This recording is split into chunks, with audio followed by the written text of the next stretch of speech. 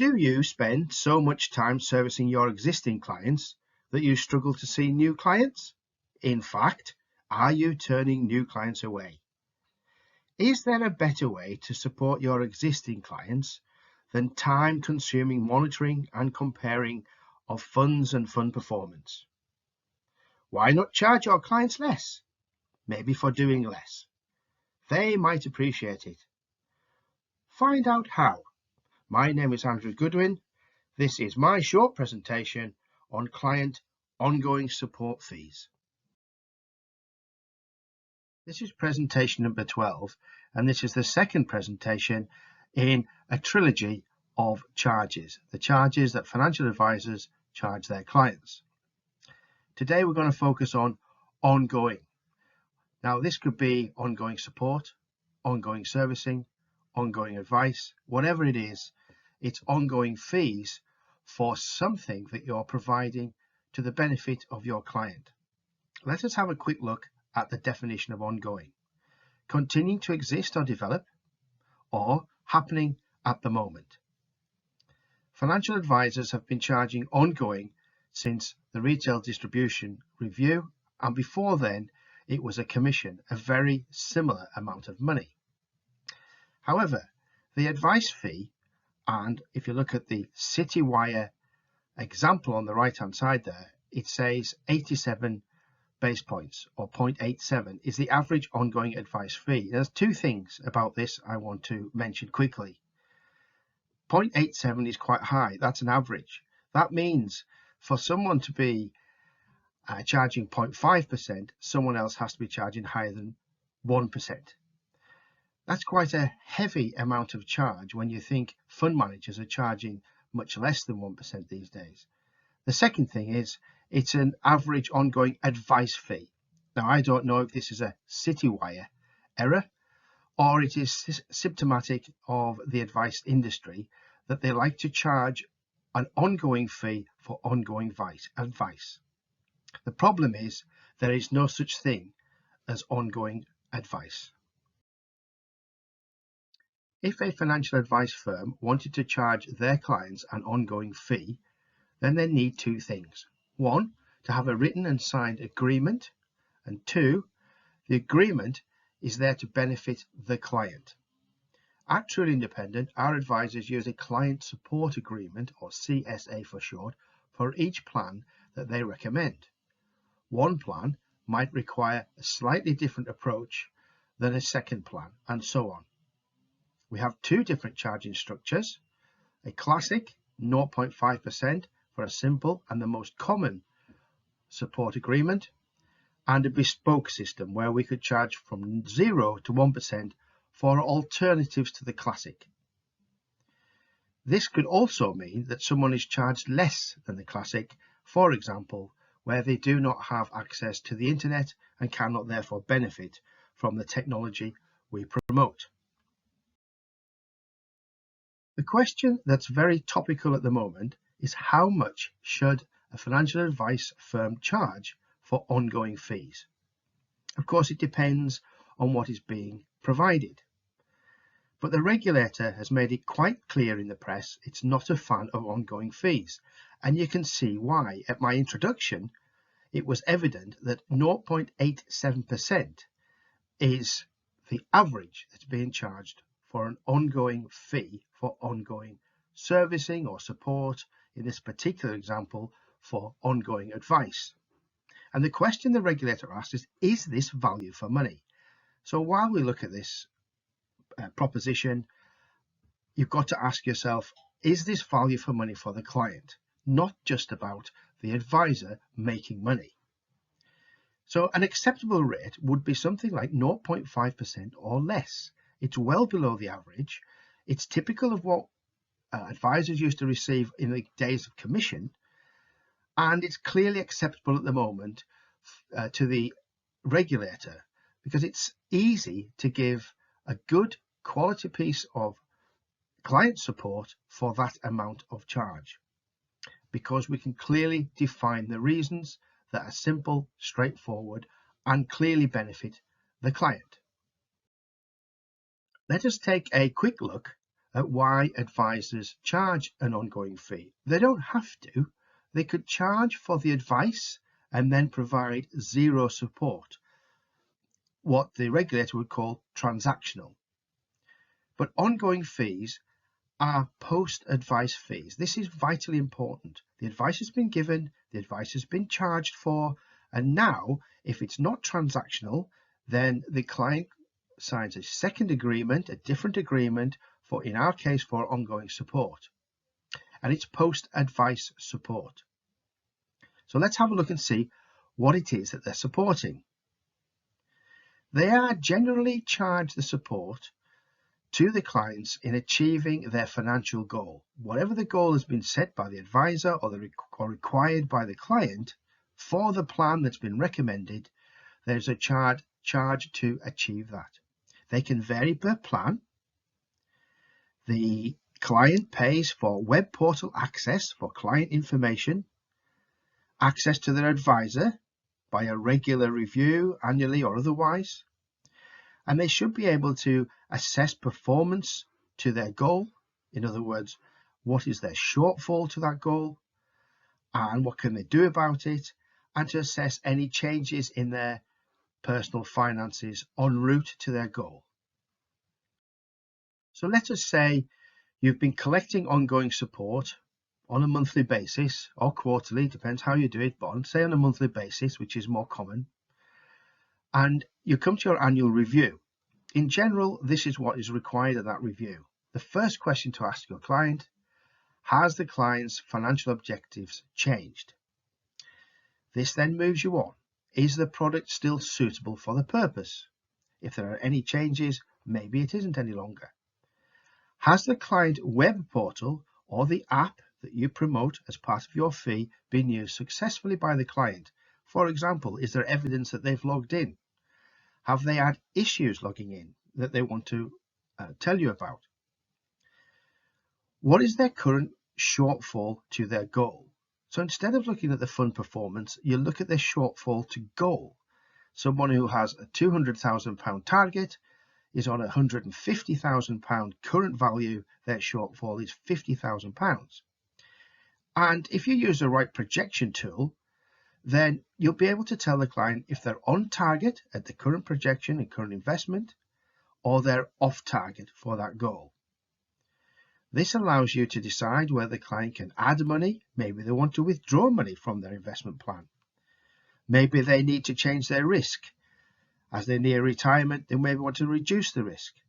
Maybe they're quite happy to take a bit more risk because it potentially gives them a greater opportunity to achieve their goal a little earlier. Maybe you can change funds.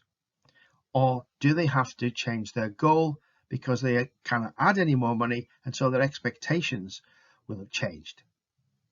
And anything else identified that may require what we would class as an advice point. That is a position where you're no longer charging ongoing support because you now need to give them advice about a new plan completely, which then would require further additional ongoing support for that new plan. And the cycle continues. There will always be a risk to the financial advisor for charging ongoing support. That is why ongoing support fees should never be ongoing advice.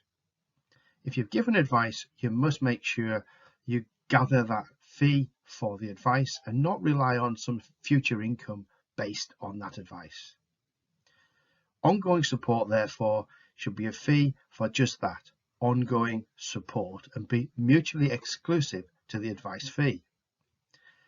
Ongoing fees are not guaranteed, so there's no guarantee you would actually collect the fee you need to cover all your expenses when you give advice, including your insurances and your regulatory fees. Clients can move away from the area, even from the country. Clients could just cancel the relationship because you don't get on, or their circumstances have changed completely where they don't feel they need advice anymore. A regulator may cap ongoing fees, and it's highly possible that they're going to do something in the future to ensure clients get value.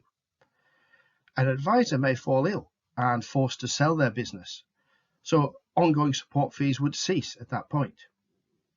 And ongoing fees are less important to buyers, i.e. financial advisors who might buy your business from you, than the assets under advice itself.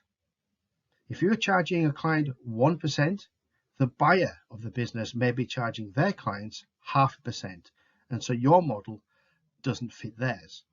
You have to think about this when you're charging ongoing fees. What will a potential buyer be charging?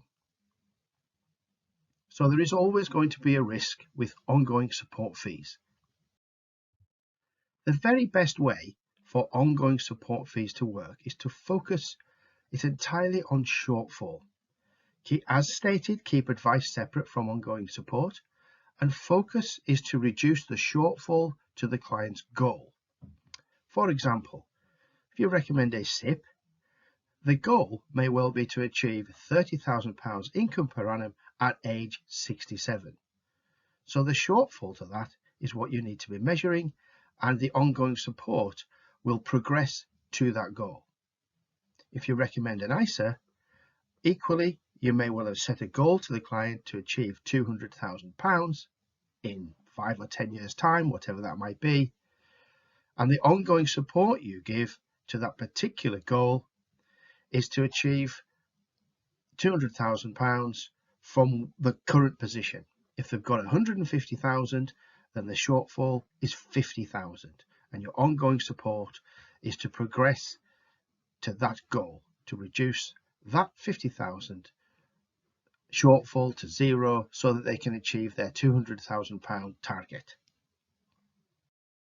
When you're setting ongoing support fees for your clients, keep the client costs low. Funds will grow much quicker when you take less out of the pot, and goals are achieved earlier. Their shortfall will be smaller. You'll also avoid regulatory issues regarding value. Anybody who's charging 0.5% or less will avoid the potential of regulatory inquiry. And because you're charging less, you can do less, which means you will be more efficient in the way you work. So you'll have more time to do the other things that you need to do as an advisor, like advise clients, new clients.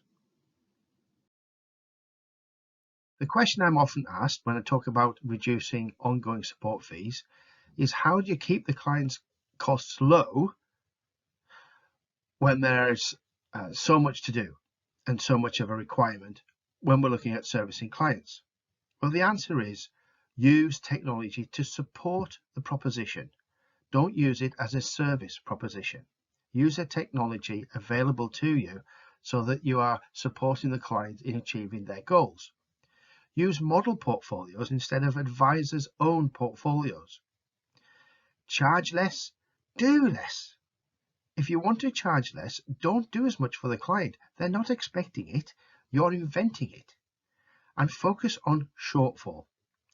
Provide mobile access for your clients in order for them to measure their shortfall, and outline the fact that you're providing this and it's up to them to monitor it. Not just you, but give them some responsibility. Their money, their goals, their life is their responsibility. You're there as their guide and advisor when they need advice. Place all the expectation on performance into the fund and the DFM or fund manager who are operating it. Not you. It's not your responsibility, and it's not your skill set. Under promise and over deliver. It's a classic, but it works time and time again. When you set your client ongoing support fees, also consider what your successor to your business is looking for. What would they look to buy? How would they charge their clients? What would they do for that fee?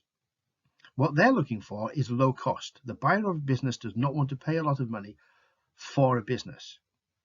And they're also looking for simple client support agreements. Nothing complicated, nothing unusual. They're also looking for consistency, where you have consistent flow of easy and efficient business. It also has to match their existing business. And on average, 0.5% is quite low compared to the 0.875%, which is the UK average for ongoing business.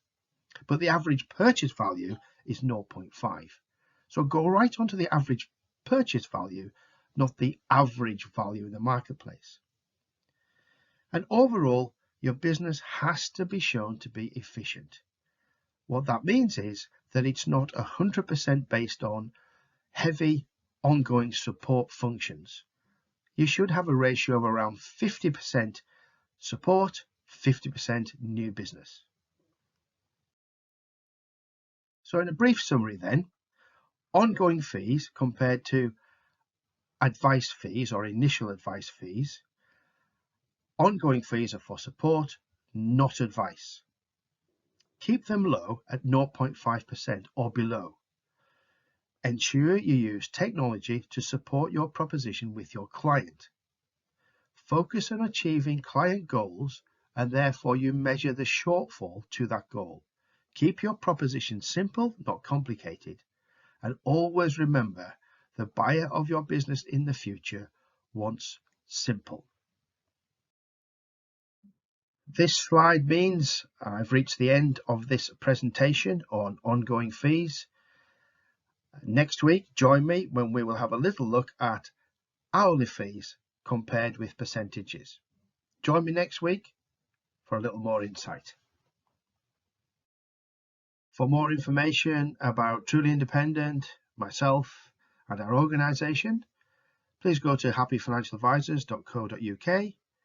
You can look for an advisor on our website, trulyifa.co.uk, or you can buy the book from Amazon, Happy Financial Advisor.